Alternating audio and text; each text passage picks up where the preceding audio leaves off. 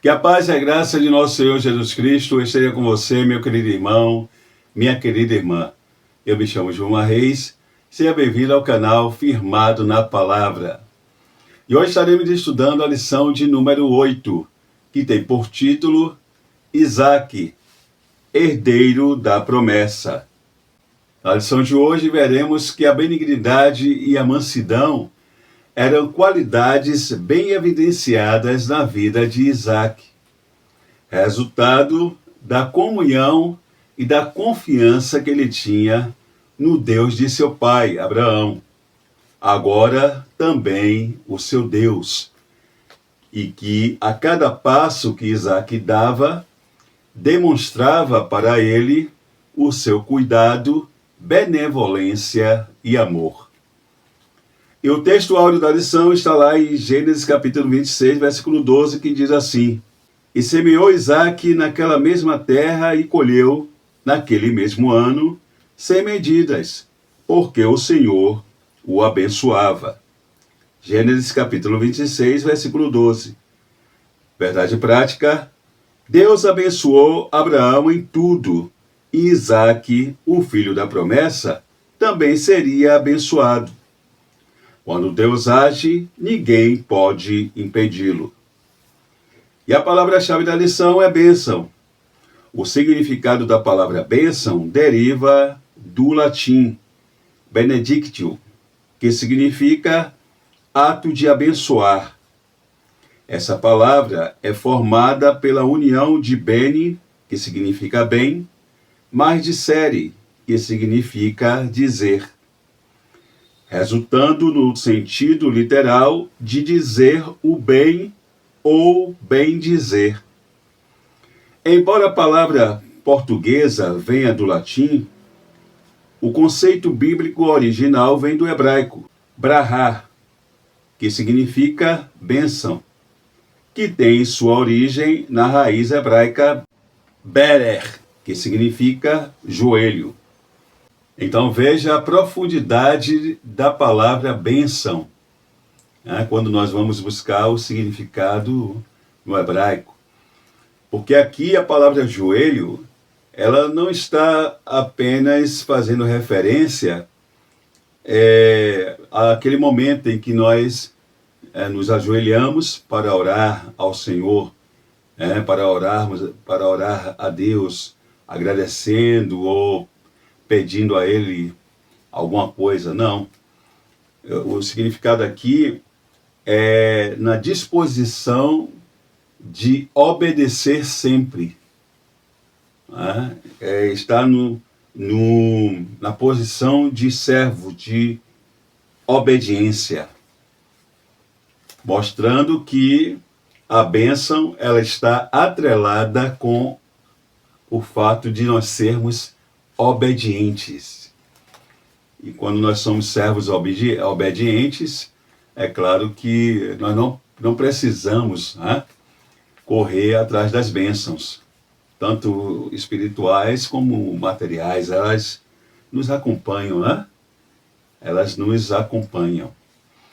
E os objetivos da lição são mostrar a fome que havia na terra no tempo de Isaque, refletir a respeito da inveja dos vizinhos de Isaque e a forma como ele lidou com eles, expor que Deus aparece a Isaque. E o texto bíblico em classe está nas seguintes referências: Gênesis capítulo 26, versos do 1 ao 5, versos do 12 ao 14 e os versos 24 e 25. E na lição de hoje nós seremos lembrados que, da mesma forma como Deus foi com Abraão, ele também foi com Isaque. No entanto, nós veremos que as promessas e as bênçãos do Senhor não nos isentam das dores e das perseguições. As promessas e as bênçãos do Senhor não nos isentam das dores e perseguições. Nós vamos ver que Isaque, ele era filho de Abraão, e de Sara, né, desse casal de idosos ao qual Deus havia feito uma promessa, né, de que eles teriam um filho. Né? E Isaac era o filho da promessa. Nós vamos lembrar que o nascimento de Isaac foi um milagre, porque além dos seus pais serem avançados em idade, porque quando Isaac nasce, Abraão está com 100 anos e Sara com 90 anos. E além de ser uma mulher avançada em idade, também era estéril. Né? Que é sempre bom nós lembrarmos disso. Que Sara era uma mulher avançada em idade e era estéril. Então, o nascimento de Isaac foi um milagre. Isaac nasceu porque Deus queria que ele nascesse, era da vontade de Deus que ele nascesse. E nós vamos ver que Isaac, então, ele cresce, se desenvolve, né, como um ser humano, como um homem, casa-se com Rebeca, filha de Betuel, um arameu, ali de Padã Arã, né, e que também era estéril, porque Rebeca também era estéril. Né, a semelhança da mãe de Isaac é Sara.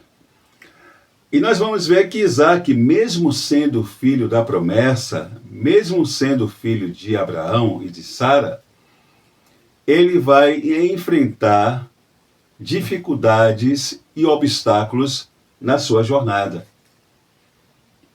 Ele vai enfrentar aí dificuldades, né, e obstáculos na sua jornada. Agora, como um homem de fé, de oração e de comunhão com Deus, ele vai enfrentar todos esses obstáculos e dificuldades sem titubear, permanecendo no caminho da comunhão e da fidelidade e obediência ao Senhor. E aí chegamos no tópico 1 da lição, que diz: fome na terra. Sobre o tópico 1, socorro entre os filisteus. Nós vamos ver que, da mesma forma como foi nos dias de Abraão, como aconteceu nos dias de Abraão, a terra de Canaã está novamente passando por escassez e fome. Novamente, o texto vai dizer que a fome dominava a terra de Canaã. E Isaac, então, ele desce para Gerar, para se avistar ali avistar-se, o texto vai dizer, vai usar essa expressão, que ele desce até Gerar, para avistar-se, ou seja, para pedir socorro, para buscar uma audiência oficial com Abimeleque, que era o rei dos filisteus. E o texto do capítulo 26, ali de Gênesis, nos faz inferir que Isaac ele desce para Gerar, mas intentava ir para o Egito. A gente pode inferir isso do texto. Por quê? Porque Deus faz uma intervenção, admoestando a ele que não descesse para o Egito. É só a gente conferir quando a gente lê lá Gênesis capítulo 26, verso do 2 ao 5, que diz assim: não desças ao Egito. Aqui foi uma ordem de Deus. Fica na terra que eu te disser. Habita nela, e serei contigo, e te abençoarei, porque a ti e à tua descendência darei todas estas terras e confirmarei o juramento que fiz a Abraão, teu pai. Multiplicarei a tua descendência como as estrelas dos céus, e lhe darei todas estas terras.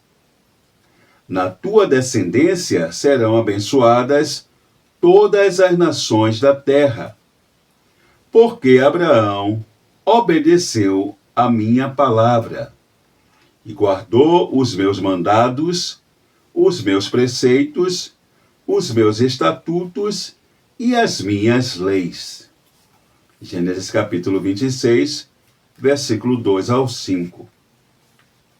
Então, quando nós lemos esses versículos aqui, nós vamos ver que, primeiro, aqui está implícito, no verso 2, a onisciência de Deus.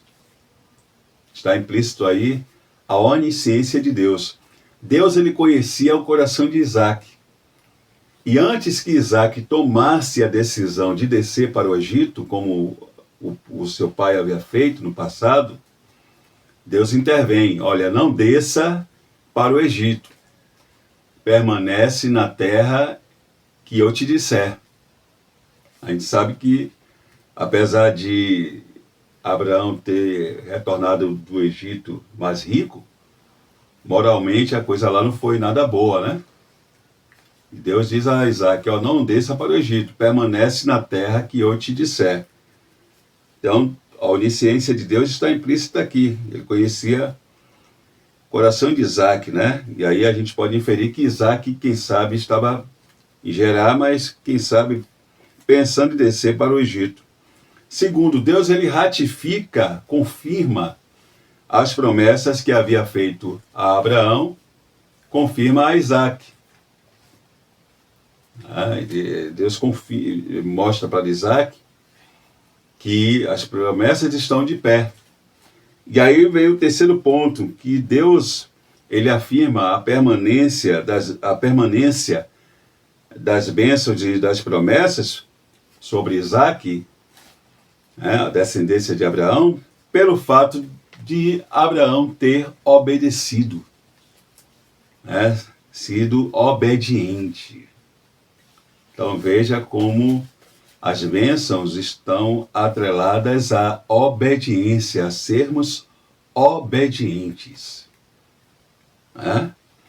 E aí nós vamos ver que Isaac então ouve a voz do Senhor e habita em Gerar, na cidade ali dos filisteus. Bom, sobre o nome Abimeleque, irmãos, é quase que consenso entre os estudiosos que aqui se trate de um título real, utilizado pelos reis dos filisteus. Temos também ali o filho de Gideão, que era chamado também de Abimeleque, que matou ali seus 70 irmãos, ali um outro contexto, Mas, com relação aos filisteus, Abimeleque se tratava de, muito provavelmente, quase que consenso aí entre os estudiosos, que se tratasse de um título real, de um codinome, assim como Faraó, assim como César. Logo, esse Abimeleque que trata aqui com Isaac não é o mesmo Abimeleque que tratou com Abraão, até pelo distanciamento, pelo período de tempo.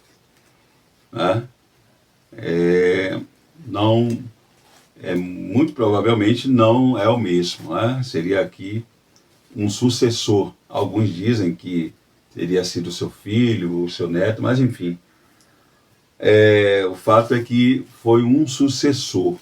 E aí chegamos aqui no subtópico 2 da lição, que diz confirmação das promessas. E aqui o comentarista da lição, meio que ele abriu aí um parêntese, não que saindo do assunto, mas tocou em um ponto bastante interessante, irmãos. Porque ele diz o seguinte, ele diz que Deus, ele cumpre todas as suas promessas. E nós sabemos disso, Deus, ele é fiel. Deus, ele é imutável. Deus, ele é fiel. Santo, reto. Ele cumpre todas as suas promessas. No entanto, muitos crentes acreditam em promessas que são, na verdade, uma ilusão do seu coração. Interessante a abordagem aqui do comentarista da lição, Pois sabemos que enganoso é o coração do homem. E aí ele traz aqui Jeremias 17, versículo 9. Interessante isso aqui, né? Porque isso é até algo bem pessoal, né? Quando a gente lê isso aqui, a gente deve se examinar, né? Se aquilo que nós estamos querendo, ou até dizemos, né? Sempre estamos falando, não, isso é a promessa de Deus para mim. Será que realmente é uma promessa de Deus para você, para mim? Ou é fruto apenas do nosso desejo, da nossa vontade? E aí nós precisamos ter discernimento, né? E aí nós precisamos ter uma audiência com o Papai do Céu, né? Colocar diante dele aquilo que nós estamos tanto querendo fazer, né? Realizar, ou muitas das vezes é uma posição que nós almejamos e que às vezes não é o momento, não é o tempo, ou não está, não é a vontade de Deus. O que pode acontecer, né? Nós termos um desejo de fazer algo, até para a obra de Deus, mas Deus ele quer usar outra pessoa.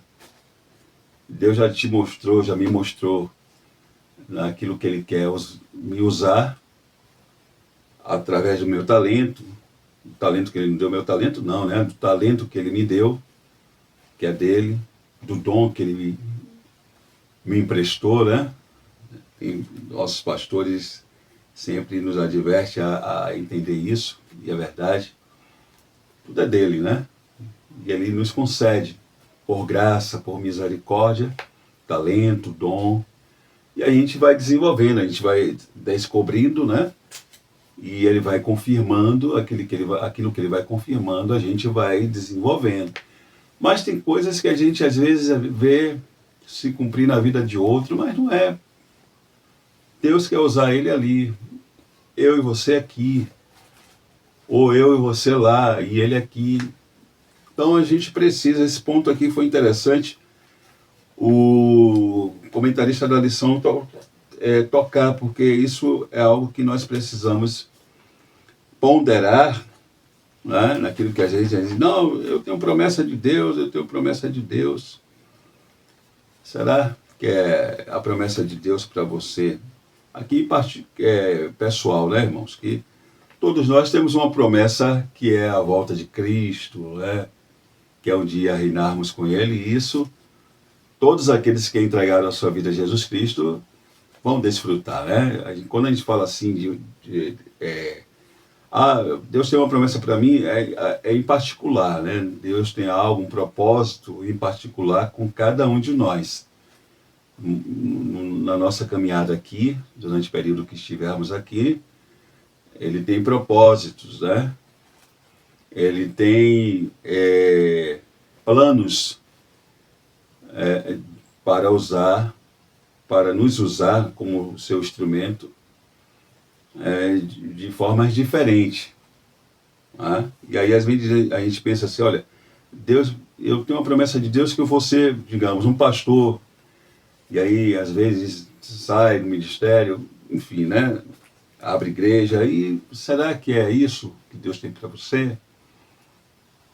Né? Aqui eu dei um exemplo de várias outras coisas que podem acontecer, né? Então a gente precisa ponderar, e isso aqui foi interessante, o comentarista da lição, ele frisar, né? Que a gente precisa ponderar nisso, e também no fato de que muitos recebem promessa de pessoas que se dizem profetas, mas que não são. E o que esses disseram ser da parte de Deus, que muitas das vezes não é, não se cumpre, e o resultado são crentes frustrados e decepcionados. Né? Porque se foi Deus quem falou, querido, que foi Deus que prometeu, e você tem certeza disso, vai se cumprir, não importa o tempo, não importa a circunstância, vai se cumprir. Agora, o problema é se não foi ele que falou. Se foi até um irmão que tem uma impressão, né, de você, por gostar, porque isso acontece. por gostar de você, simpatizar de você, aí no calor do momento, de algum movimento, olha, Deus vai te... particularmente eu já recebi muitas profecias que se cumpriram, algumas em médio prazo, outras em longo prazo, que até eu já tinha até esquecido, aí a gente vai vivendo, daqui a pouco a gente está vivendo algo, né, uma bênção, e aí a gente lembra, né, olha, lembra que aquela irmã falou, aquele irmão falou com você, lá, há 2, 4 anos atrás. Alguns eu vivi rápido, né, pouco tempo, alguém disse para mim, para minha esposa, que nós iríamos para longe por um tempo, e realmente nós fomos para outro estado, e foi uma bênção, porque foi a gente, até hoje a gente quando lembra, vê que foi um preparo de Deus para a gente passar aquele período ali, né? Deus cuidou em todos os aspectos, né? Então a gente vê se cumprir, mas eu particularmente, toda vez que alguém fala para me dar uma profecia, eu não me emociono e vivo, não, eu ouço. Quando Deus dá um discernimento naquele momento que Ele dá, né, a gente vê que a coisa é emocional, é do espírito humano, é emocionalismo, mas tem coisas que a gente recebe e que, olha, mais guarda, né, mas fica tranquilo. E fica na posição, fazendo, né, obedecendo, em obediência, buscando viver santidade, né, que vai acontecer, né, que acontece. Mas a gente às vezes fica naquela, não, mas eu tenho que, Deus me prometeu, não, isso é calma, querido. Porque quando as coisas vêm da parte de Deus, vai acontecendo, Deus vai, né? Eu e você, a gente vai continuando na posição, às vezes parece que estamos esquecidos, às vezes parece que, mas não, a gente permanece em obediência e rebelião, obediência aos nossos líderes ali na comunhão, e quando a gente vê, a coisa vai mudando, e quando é de Deus, Deus ele coloca no lugar, ou usa da forma como ele quer usar. Então não precisa, né, ficar, não, irmão, não, ou algo. Aí começa a ir para sair da congregação, ir para lugares em busca de profecia, cuidado com isso. Não vamos nos delongar mais aqui no subtópico 2, mas foi interessante, né? O comentarista da lição, ele tocar nesses 2 pontos, né? Tanto no sentido de nós nos examinarmos para pedir a Deus, né? Pedir a Deus que Ele prescrute nosso coração e revele para nós se aquilo que está em nosso coração vem da parte dele ou é apenas um desejo nosso, e se ele vai permitir ou não nós realizarmos, e também cuidado com as profecias aí, né? Cuidado com as profecias aí. E aí chegamos aqui no subtópico 3 da lição, que diz: o problema se repete. Como nós já vimos, Isaac ele desce para Gerar. Vai ali habitar entre os filisteus. Chegando lá, ele tem os mesmos sentimentos do pai com relação à sua esposa Rebeca.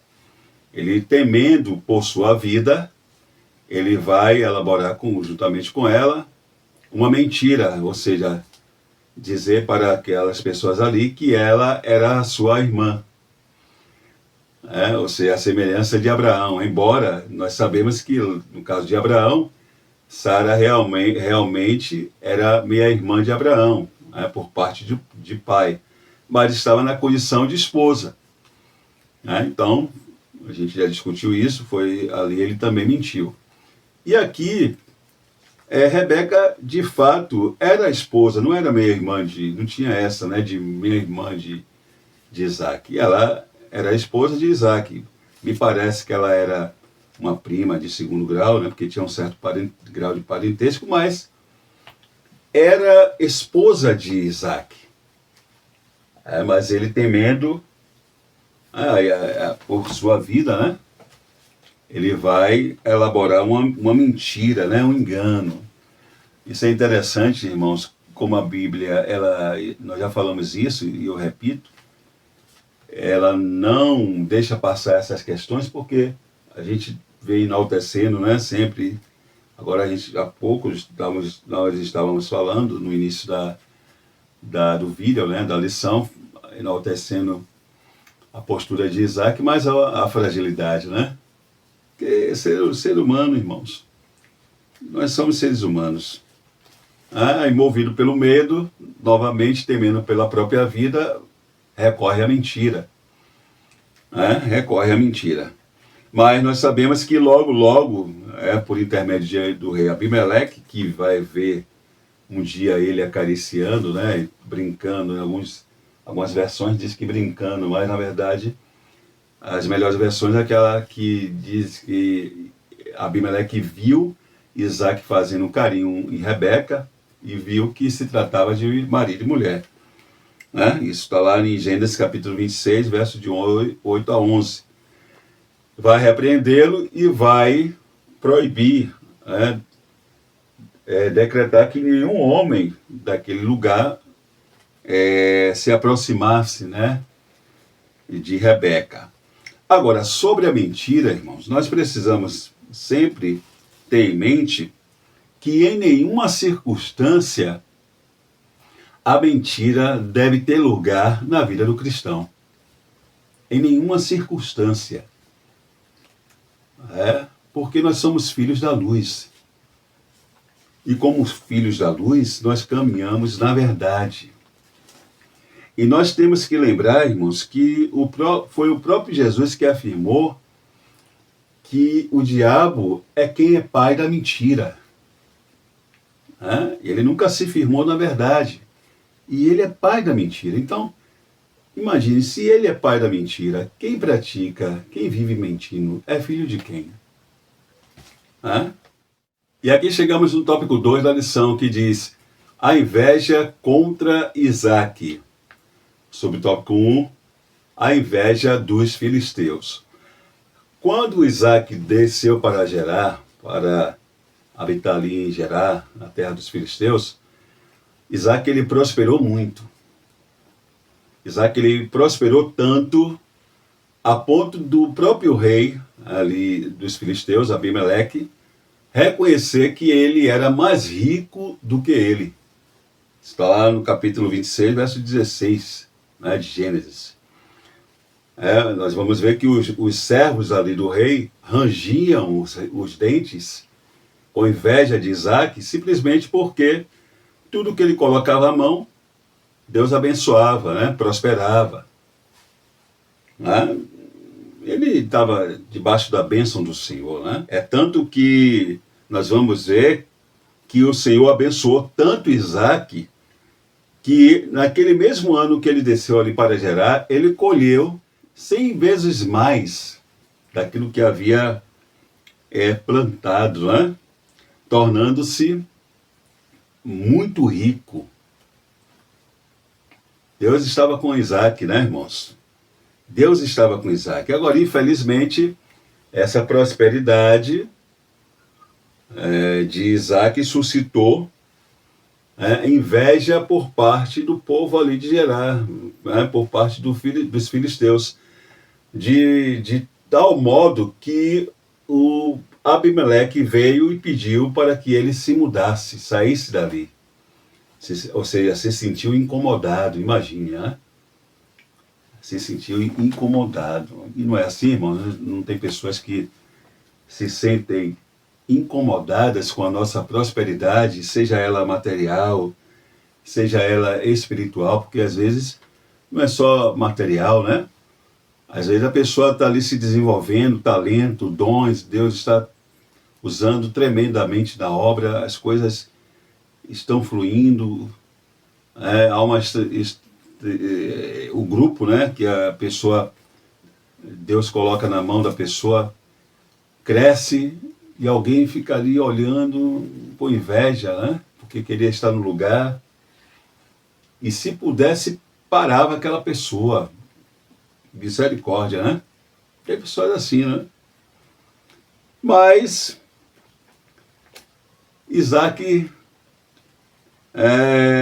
estava protegido, Sobre ele estava a bênção de Deus, Mas ele teve que enfrentar, né? Ele teve que enfrentar a perseguição. Porque nós vamos ver que a inveja dos filisteus em relação a Isaac foi tamanha que nós vamos encontrar ali no capítulo 26 de Gênesis os filisteus criando dificuldade para que Isaac não permanecesse ali com eles. Criando dificuldade. Porque nós vamos lembrar que quando Abraão ele habitou em Gerar, ele abriu vários poços, né, poços de água. A água ali tinha um valor muito, muito grande, né? Então, Abraão havia aberto no seu tempo poços, alguns poços de água ali. Depois da sua morte, os filisteus vieram e entulharam esses poços. Só que quem está agora ali é Isaac, que é filho de Abraão. Então, por direito, os poços pertencem a ele. E ele vai ali e reabre os poços. Mas à medida que ele ia reabrindo poços, os filisteus vinham e entulhavam. Ele abria outro, eles vinham e entulhavam. No intuito dele, dos seus pastores, do seu gado, não terem água para sobreviverem ali e iriam terminar desistindo, né, de ficar ali. Né? E aí nós vamos ver que eles vão começar a perseguir, a criar contenda com os pastores, né, os pastores ali de Gerar, com os pastores de Isaac, por causa da água, né, dos poços ali. Ah? E não é diferente hoje, né, irmãos? Trazendo para o nosso contexto, tem pessoas que são assim, né? Você, principalmente você que é líder de departamento, você que é pastor, você que, por ocasião, pode estar na frente da organização de um evento, pode já ter passado por isso, né? De estar convocando o povo, chamando para ajudar. E aí um grupo que está contra, que não quer ver o trabalho desenvolver, porque acha que você não deveria estar ali, quem deveria estar ali era ele ou um amigo dele, e aí monta o grupo do WhatsApp, que hoje tem isso, né? O grupinho do WhatsApp separado, e aí se conversam ali no intuito de entulhar a obra, mas que Deus tenha misericórdia, né, irmãos? Deus tenha misericórdia. Eu lembro das palavras de Gamaliel. Eu sei que é outro contexto, mas assim, na essência, né? Porque ali o Sinédrio estava querendo parar os apóstolos. Estava ali perseguindo os apóstolos de Jesus. E Gamaliel, ele dá uma palavra sábia, né? Ele disse, olha, se essa obra aí for de homens, não vai avante não, vai se desfazer. Agora a questão é se vier de Deus, né? Se vier de Deus, a gente pode estar correndo o risco de estar lutando contra o próprio Deus.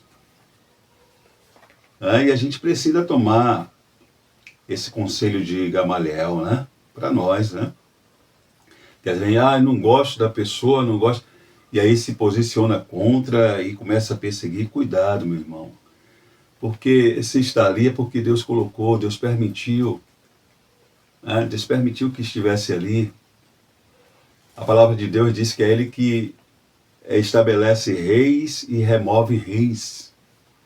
Então, a gente tem que aquietar, se submeter, obedecer, cooperar, estar junto, porque, afinal, é o reino, é a obra de Deus, é para Ele todas as coisas. Então, mas é porque eu tenho mais capacidade, meu amado. Quem sabe é Ele. Olha o que nós falamos um pouco lá atrás, né, sobre promessas. Ele não vê como nós vemos. Deus aqui, até saindo um pouco, né, mas me ocorreu falar isso aqui. Deus não vê como os homens veem, como nós vemos. A gente, às vezes, fica apegado à habilidade humana, ao conhecimento humano, à competência, mas ele é que sabe a estrutura espiritual, ele é que sabe o grau de convertimento, né? Ele é que sabe como é que está a comunhão com ele é que sabe. Deus é que perscruta o coração, esquadrinha. Então, aquiete-se, né? Aquiete-se. Eu sei que essa palavra tem endereço, né? Agora, sobre a inveja. Podemos afirmar que a inveja é como o desgosto provocado pela felicidade ou prosperidade alheia. Desejo irrefutável de possuir ou gozar o que é de outrem. É uma paixão humana que interfere no julgamento do indivíduo, causando-lhe um peso diante do sucesso dos outros. Lembrando que esse mau sentimento é uma das obras da carne e revela a índole maldosa e perversa de uma pessoa. E aí chegamos aqui no subtópico 2 da lição que diz abençoado por Deus, porque é isso que Isaac era, abençoado por Deus. Ele era abençoado, ele estava debaixo da proteção e da bênção de Deus, irmãos? Então, como nós já falamos, ninguém poderia detê-lo. Ninguém poderia detê-lo. Houve muita contenda entre os pastores de Gerá e o de Isaac, e nós vemos que, em virtude disso, os pastores de Isaac foi e cavou outro poço, né? Eles iam cavando outros poços. E aí vinham os pastores de Gerá e procuravam um problema, né? Dizer, olha, essa água é minha. E aí nós vamos ver que ele cava um poço e coloca o nome de Ezeque, que significa o poço da contenda. Cava outro poço, e aí vem os pastores de Gerá criar problema ali, né? Os filisteus. E aí ele coloca o nome do poço de Sitna, que significa inimizade. Até quando ele cava, né, mais um outro poço, que aí eles não vêm criar problema, e aí ele coloca o nome do poço Rehobote, né, que significa alargamento. E aqui chegamos no subtópico 3 da lição que diz, Isaac age com diplomacia. Até porque, queridos, Isaac, ele era um homem de espírito manso. Isaac era um homem manso, um homem benigno. Havia benignidade, ele havia temperança. É interessante que a palavra manso, no grego neotestamentário, é praus, que se refere à atitude interior de uma pessoa no modo de agir e reagir a situações. No sentido figurado, praus pode significar gentileza, humildade, cortesia. Há pessoas que a gente vê que, mesmo estando enfrentando perseguições, afrontas, posicionamentos contrários, elas se mantêm, temperante, em equilíbrio, não perde a postura. E há um substantivo de praus que é praustes, que frequentemente é definido como a força interior sob controle. Eu acho que aqui é a melhor definição, é a pessoa que se mantém-se sob controle. E nós sabemos que muitas das vezes de nós mesmos nós não conseguimos, A gente precisa da ajuda do Espírito Santo, que nos dê essa capacidade, irmãos?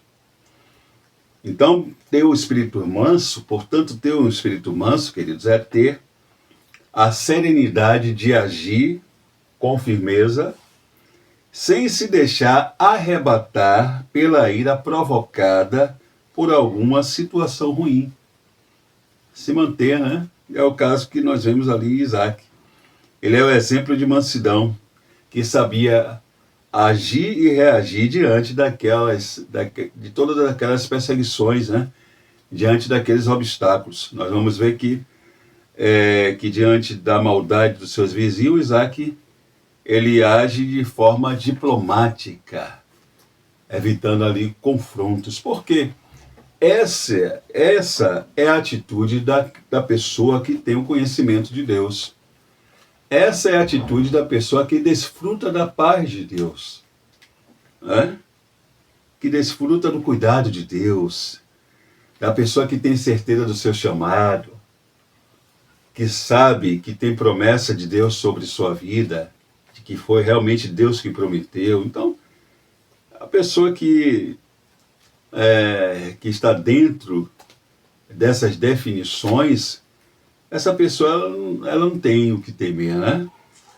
E no caso de Isaac, Deus já havia confirmado suas promessas para ele, não havia o que ele temer. Deus que havia dito para ele permanecer ali na terra, iria garantir, né? É claro que não é fácil, né, irmão? Não é fácil recuar, abrir mão daquilo que é nosso por direito, abrir mão, né, daquilo que realmente que é nosso direito. Não é fácil. Não é fácil, né? Como nós já falamos, os poços ali pertenciam ao pai de Isaac, a Abraão. Era dele por direito, mas às vezes é necessário para que a gente abra mão, para que a paz ela se estabeleça, né? Então, às vezes é bom que a gente, mesmo tendo o direito de falar, mesmo tendo o direito de agir, mesmo tendo o direito de ir lá e perguntar, mas às vezes é melhor que a gente deixa passar, né? Abre a mão, recua. Ainda que aos olhos humanos pareça covardia, seja interpretado como uma derrota, o importante é como está sendo interpretado pelos olhos de Papai do Céu, né? Aleluia, né? Esse que é importante, né, irmãos? Ele olhar e se agradar da minha atitude e da sua. Às vezes a gente optando em perder para preservar a paz. E aqui no caso de Isaac, como nós já falamos, ali se tratava dos poços que haviam sido adquiridos com muito esforço, né, pelo seu pai. E lhe pertenciam por direito, mas para evitar, né, as disputas e contendas, Isaac ele abre mão, né? Ele abre mão e no lugar onde ele abriu um poço e colocou o nome de Rehobote, né, que significa alargamento, por esses aí os filisteus não contenderam. E ali ele vai agradecer e louvar o Senhor, e dali ele vai subir para Berseba. E aí chegamos no tópico 3 da lição que diz: Deus aparece a Isaac. Sobre o tópico 1, promessas para Isaac. Nós vamos ver que no verso 2 do capítulo 26, que é o capítulo em tela, capítulo do estudo de hoje, nós vamos lembrar que quando Isaac ele desceu para Gerar, Deus apareceu para ele, advertindo que ele não descesse para o Egito. E vai ali confirmar a ele todas as promessas que havia feito com o seu pai Abraão. E agora no verso 24, quando ele sobe para Berseba, Deus novamente aparece para ele, lhe confortando, consolando, e lhe fazendo 3 promessas, dizendo a ele que ele não deveria temer, porque ele estava com ele. Ele diz, não temas, porque eu estou contigo. Abençoar-te-ei. Deus já estava abençoando ele, mas ainda promete, enfatiza. Abençoar-te-ei e multiplicarei a tua descendência por amor de Abraão. Agora, sobre essa confirmação de promessa, nós podemos refletir o seguinte: a renovação da promessa em Isaac revela que o Deus de Abraão também é o Deus dos seus filhos, pois ele cumpre o que promete de geração em geração. A bênção não se extingue com o tempo, antes reafirma-se na vida daqueles que permanecem na aliança. Aleluia, né, irmãos? Deus é fiel, né? Nós vamos ver que Isaac, depois que ouve ali a voz de Deus, né? Deus reafirmando todas essas bênçãos e promessas para ele, ele levanta ali um altar, né? Um altar de adoração, agradecendo a Deus porque Deus estava mostrando para ele que ele continuava sendo alvo da bondade e da graça de Deus, mesmo na ausência de seu pai.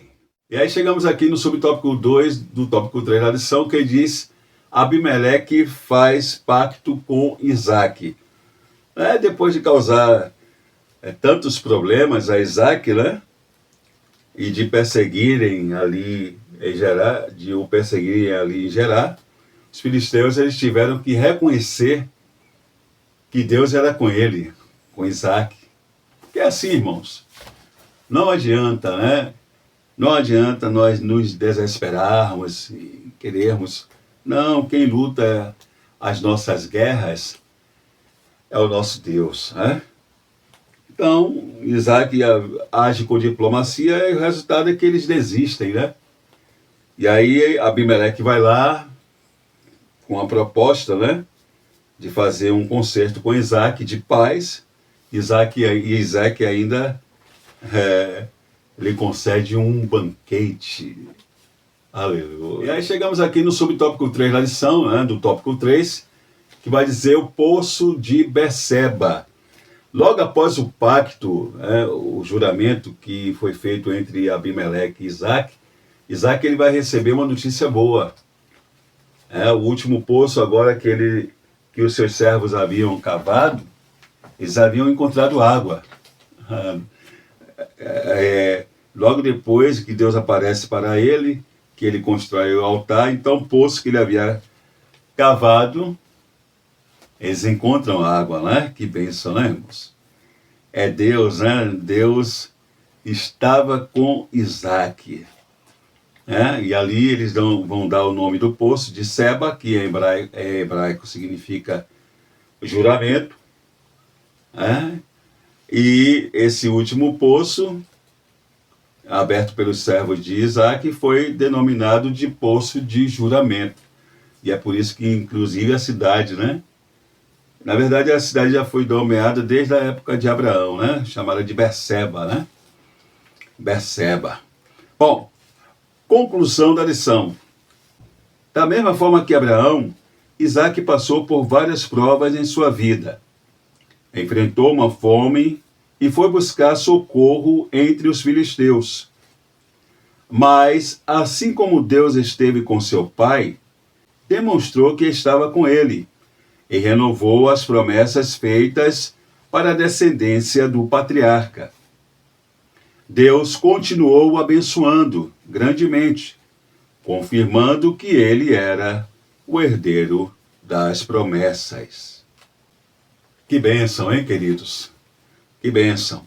Bom, chegamos ao final de mais um vídeo. Se você gostou, deixa aí o seu like, o seu comentário, compartilhe aí com seus amigos.